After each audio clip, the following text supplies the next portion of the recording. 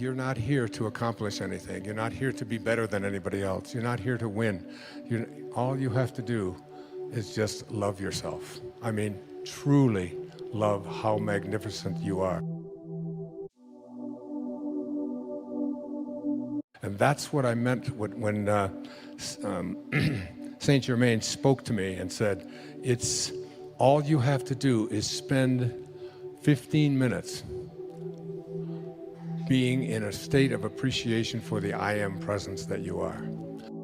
Now, one of the things that the I am discourse has taught that I was having trouble with this whole idea of manifesting is written on page 318. And I'd like to give this to you as we get ready to close. The student should constantly look within his human self and see what habits or creations are there that need to be plucked out and disposed of. For only by refusing to any longer allow habits of judging, condemning, and criticizing to exist can he be free. Are you hearing this? The true activity of the student is only to perfect his own world, and he cannot do it as long as he sees imperfection in the world of any of God's children. That includes the person who opened fire in Aurora.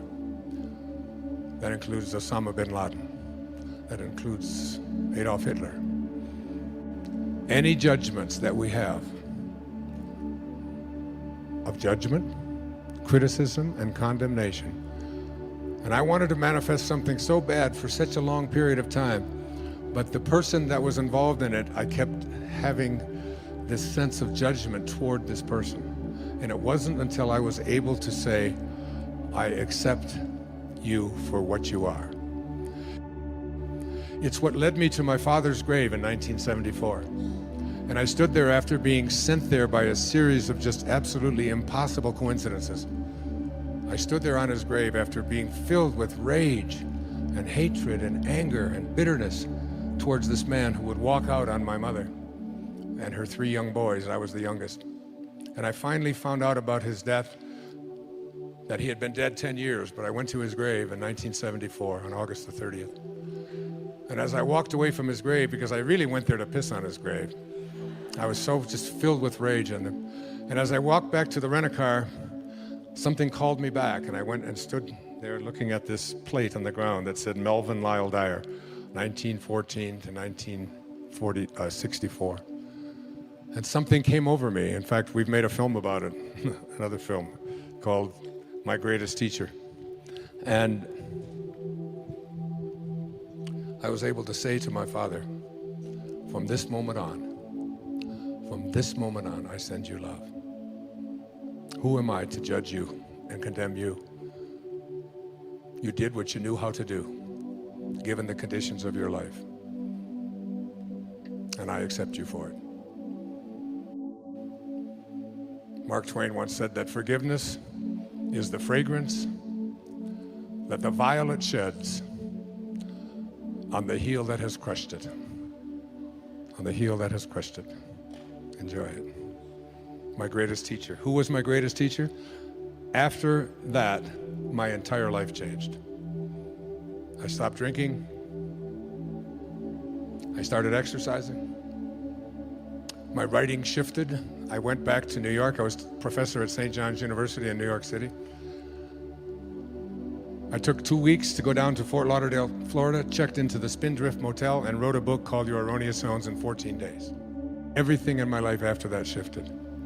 My diet changed, my habits changed. Everything turned around because I got the rage out of me. Because in order to attract the elements that are going to bring you the ability to manifest into your life what you want. Remember how I opened this program. We do not manifest what we want. That comes from a place of missing. We manifest what we are. The angels who will guide you throughout your life will only be there for you when they recognize themselves in you. And they cannot recognize themselves in you and guide you when you are filled with hatred, anger, judgment, condemnation, bitterness, fear, anxiety, stress. You have to let all of that go and be love. Be in this place of perfect divine love. Love for everything and everyone on our planet. That's self-actualization at work. And the principles for bringing this about into your life are the last 5 chapters of Wishes Fulfilled. But basically, what it says is, the greatest gift that you've ever been given is the gift of your imagination. Your imagination is yours to be able to do anything you want with. You can place any thought in there with the awareness of I am. There's a very famous poem about that moment of Moses speaking to God. It says, earth's crammed with heaven, and every burning bush afire with God. And those who truly know take off their sandals, while the rest sit round it and pick blackberries. It's your call. It's your call. So your imagination is the greatest gift that you've been given. And you can put anything in there. No one can tell you what can be there or what can't be there. Einstein said imagination is greater than knowledge. And he said if you want your children to have a great imagination, read them fairy tales. If you want them to be even smarter, read them more fairy tales. That's why I've written 5 children's books with that very idea in mind. The second thing is that you have to learn to live from the end. Whatever you have placed into your imagination, you have to act as if it already were your reality, independent of what anything or anyone else says. When I was told that I had this diagnosis of leukemia, I can't tell you how many people sent me condolence letters and sent me information about this disease and how it was incurable, and unfortunately this. And fortunately, I was given by my children a wonderful gift. It's called an iPad. And it's got this wonderful feature in it. It's called Delete.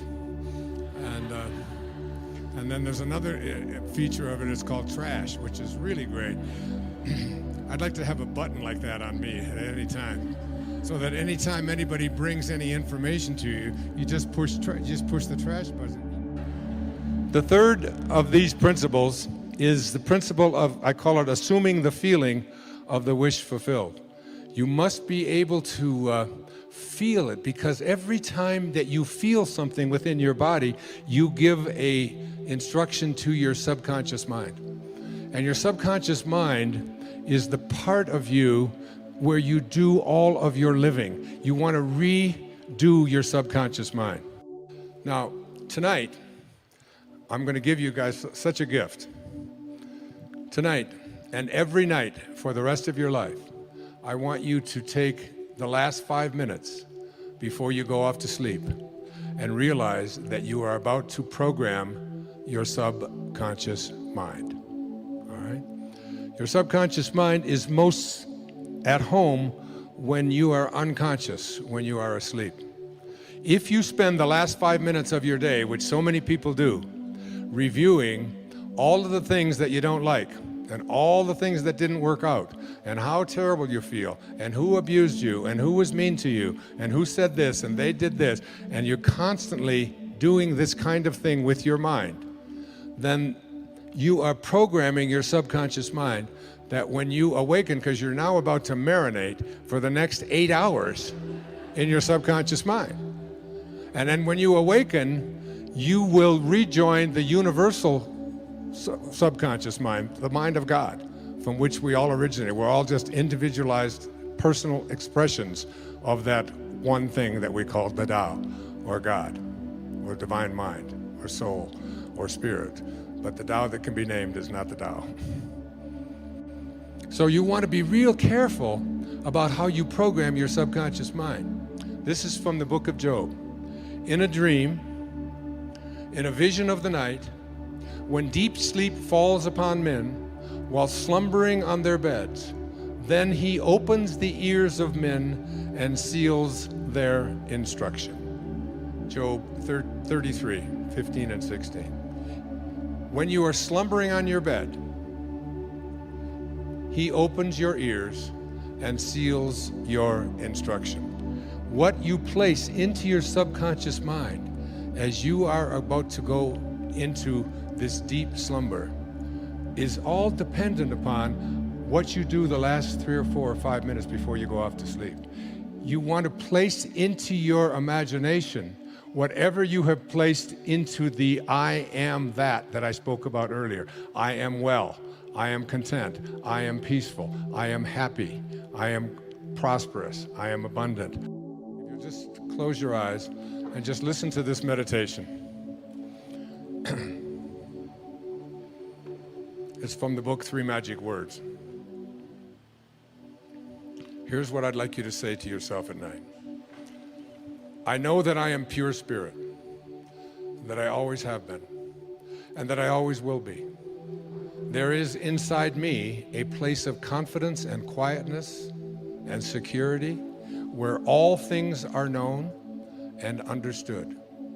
This is the universal mind, God, of which I am a part, and which responds to me as I ask of it. This universal mind knows the answer to all of my problems. And even now, the answers are speeding their way to me. I needn't struggle for them. I needn't worry or strive for them. When the time comes, the answers will be there. I give my problems to the great mind of God. I let go of them, confident that the correct answers will return to me when they are needed.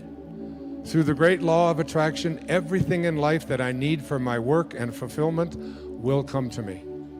It is not necessary that I strain about this, only believe. For in the strength of my belief, my faith will make it so.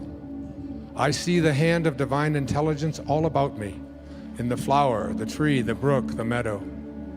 I know that the intelligence that created all these things is in me and around me, and that I can call upon it for my slightest need. I know that my body is a manifestation of pure spirit, and that spirit is perfect. Therefore, my body is perfect also. I enjoy life, for each day brings a constant demonstration of the power and wonder of the universe and myself. I am confident, I am serene, I am sure. No matter what obstacle or undesirable circumstance crosses my path, I refuse to accept it, for it is nothing but illusion. There can be no obstacle or undesirable circumstance to the mind of God, which is in me, around me, and serves me now. This is the great lesson. Know this within you. When Herman Melville was writing Moby Dick, he wasn't writing about a man looking for a whale. He was writing about a man, Ahab, trying to find his higher self. He said these words, "For as this appalling ocean surrounds the verdant land, so in the soul of man lies one insular Tahiti, full of peace and joy, but encompassed by all of the horrors of the half-lived life. In every moment of your life as you leave here today, you have this choice. You can either be a host to God or a hostage to your ego. It's your call. Thank you. God bless you.